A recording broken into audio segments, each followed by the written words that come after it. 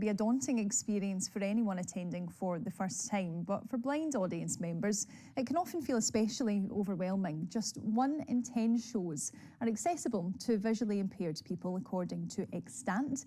Now, they're a group of visually impaired artists trying to make the Fringe more open for everyone. They're showing performers a new way to interact with their audience, and here's a sample of how that works. First things first, I have got the waistcoat that I wear in the first half of the show, which actually coincidentally is exactly the same striped denim as my jeans.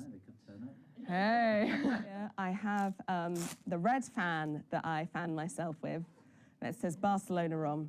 I'm just going to start passing it along now, so it's just in front of you.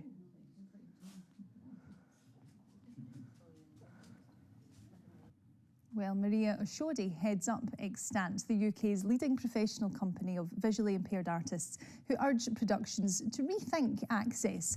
She's a blind theatre director and playwright who has put accessibility at the heart of this year's Fringe, and I asked her to tell me more about her work. It's a way to support touring companies and artists to be able to build in to their shows very affordable ways of accessing their shows visually to visually impaired audiences. And we've made it as simple as possible for them as artists to be able to create program notes that they will read to a visually impaired audience before the show starts, which will give them kind of information about key visual kind of aspects of the show, like the appearance of the actor, what they're wearing, some of the key actions in the piece itself.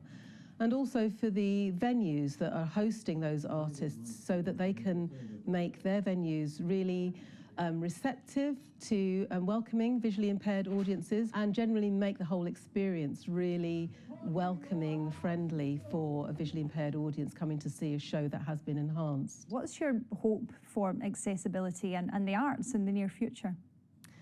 What I would hope is that that everyone starts to have it filtered through programs like this, initiatives that we've created, the awareness that we're growing steadily, that access is something that actually can be a creative endeavour, and that it doesn't have to be seen as something, oh gosh, we've got to sort of bolt on for that community over there as an add-on that will help us to tick a box to get some funding, that it's something that with the help of companies like us, we can really open the door to show how working in an accessible way can actually add another creative kind of string to your bow.